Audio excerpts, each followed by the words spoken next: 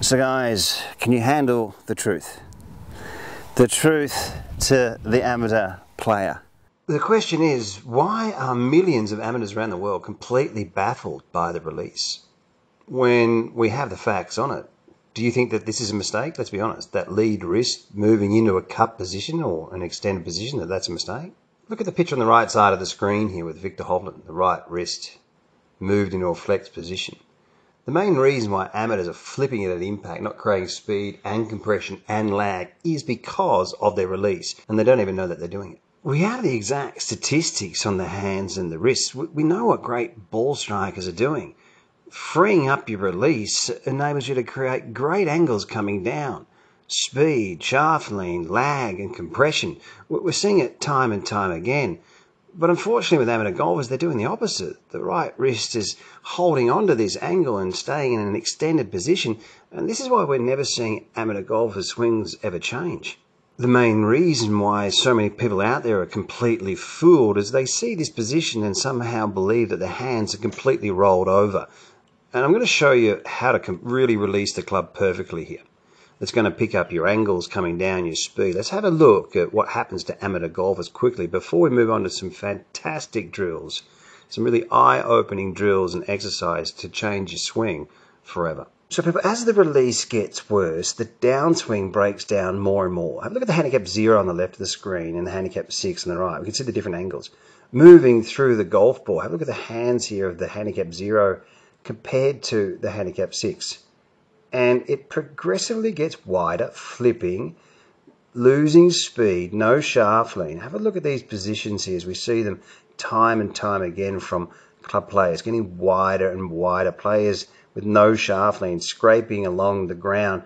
Guys, we're seeing some of these, unfortunately, amateur players all around the world just struggling with these positions. Now, we're going to take you through how to really release the golf club now. Some great drills and exercises. Let's get stuck into it. Let's have a look first up at this release pattern that we're seeing with great players. Now, for a lot of people, and just bear with me for a second, when you see this position, right, we look like we've flipped it. Okay, but what's actually happening, we get the inside of the lead wrist touching the inside of the right wrist, and we've got the right wrist in a flex position. Now, what this can do for so many people, and that's why we've had such great feedback from one of the last videos, it's just pretty much gone viral. And on World Class Golf, people are talking about it. We've got emails coming. It's really, really interesting. And a lot of people playing so much better. So we're going to touch on this a little bit again. And when you see this position here, moving through the golf ball, people think it's flipped. But what it actually enables you to do is actually handle some angle coming down, whipping that club head. And that's what the release is. Now, we've got 12 degrees of shaft lean at impact. With your mid to high irons, that's a PGA average. Closer you get to that, the better you hit it. And like, to be honest, how many amateurs are we seeing, like their swings never really change unless they're working on the correct things. So they're trying to bring in these angles like this, but they're actually ruining their release. So they actually dump it even more. And if you don't release it, you're going to release it early. So guys, does it look like I've rolled that club over? You know that release here that we see of every single top player that's ever played the game? Does it look like I've rolled it over? See that club head? Now that would be rolling it over, all right? Now, does it take incredible timing? No, it doesn't. And how do we do it? Well, we're getting that right wrist to move into a more of a flex position. So when you see a lot of the club players, the amateurs, that like they're swinging through, it's like one big chip shot. You know, it's like the lead wrist. They get up to the top here and the grip's pointing down.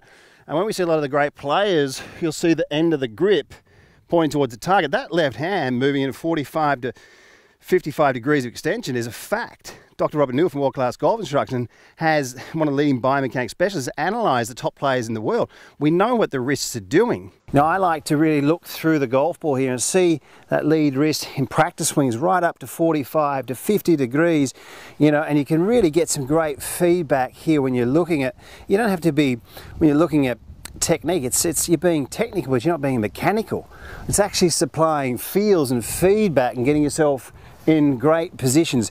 Lead wrist extension through the ball. We're still getting 12 degrees of shaft lean, but we're getting our hands to move much more effectively, picking up your speed. So much speed, much more speed comes from your arms, your hands and your wrists.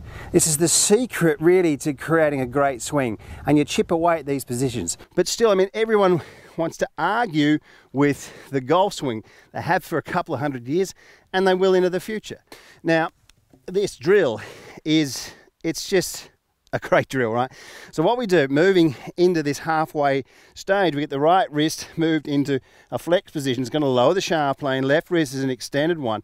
And what you can do from here is simply swing back and over the golf ball. And you can see my hands and wrists. You'll see the angles picking up. It's because now you've got something, you've got a release. And like I said, if you don't have a release, you're going to release it early and you're going to run into this wooden style swing here where there's just no speed, no power and no compression. Creating awareness with your hands and your wrists. So running back and through. Now what we're going to do is just do like a half swing here. All right, that's just like a 7-iron that I've just chipped away, and the thing's gone like 155 yards because that's the speed of the club head whipping through, right? So when you get these hands, you get that club head to whip through. We're still getting the shaft length, but we need that move at the end to really help these hands release that club head, getting that club to pass the hands once again into the halfway position here. That right wrist into an extended. We learn 40% visually, 30% through feel. So look at your own hands, get a feeling of where they are, and then get in there and give a little bit of a half swing and really hit that dead straight about 155 to 160 yards with a half swing. Guys, one of the great ways to pick up awareness of your hands and wrists, film your swings with your mobile phone, send your swing through me for a swing analyst. I'm helping professionals all around the world. I'm helping club players, and I'll get you moving the right direction, guys. So people, HACKMOTION, what an incredible training aid this thing is. You can measure your trail wrist, your lead wrist. I've been using it on pitching. It's really helped me shallow out my entry, and from the top of my swing as well. I use it with all my students. If you're a dedicated golfer, like, you can get inside the PGA Tour averages.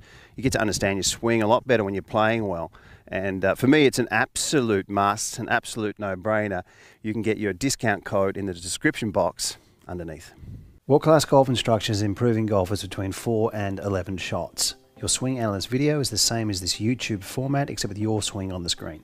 It goes between 15 to 30 minutes with tailored drills and exercises, a higher level of instruction at a cheaper price. 1,300 videos, 75 separate series. Reach out to us in the chat room and get on the path to playing your best golf.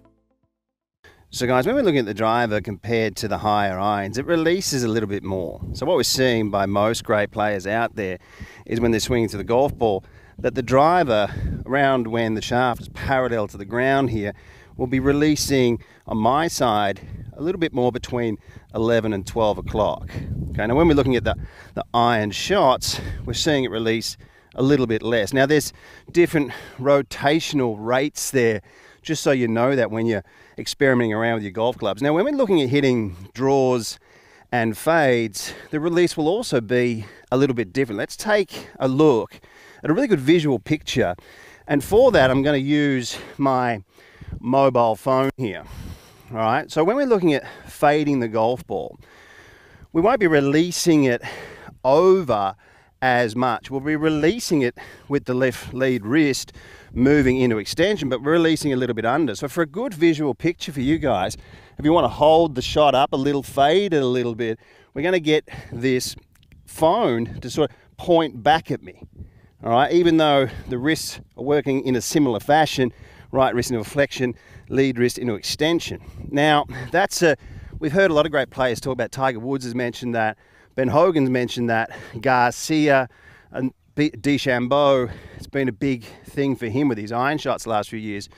And when we're looking at drawing the ball, we're going to be releasing it a little bit more, so that when we get through, the toe's going to roll over, we're going to hit it for a little bit more from the inside here, and we're going to get the phone then to point away from me. So, but we're still getting that lead wrist into an extended position. Know that just the hand points away. And we've got this 45-degree rule here, people. If you're filming your swings with your mobile phones, you really should be, or sending your swing through to me to get you on the right track. We can see that 45-degree angle with the leading edge there, that being 90, that being 0, and we want to get that 45, and you can see where that right hand is pointed away. So there's a couple of really interesting feels of an underneath release, firing back at you for a fade, and the right hand away for a draw. This is a great place to be to understand exactly how the release is working. Have a look at this for a really interesting exercise here to create not just great wrist and hand awareness, but also some really good tilts and turns here in your body. Get your hands together like this.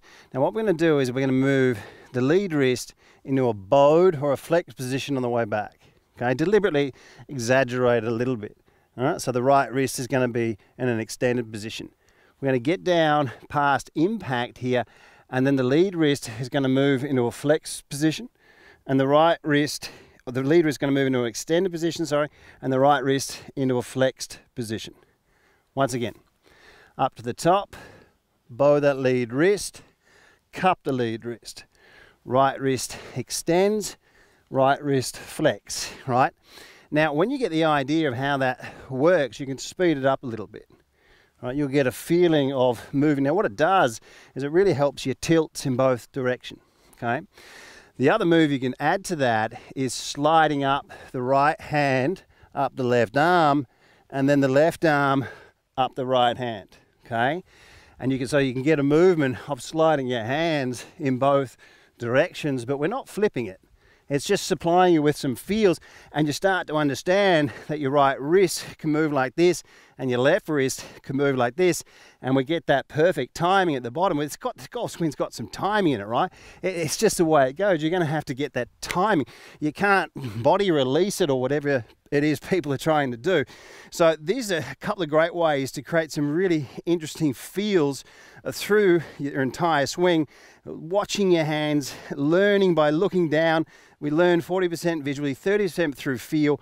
Guys, get in there and use these movements, these positions to really help free up your swing. Your body will follow. You'll pick up some speed, really help you move in the right direction finally, and start to hit the ball as good as you can and reaching your potential.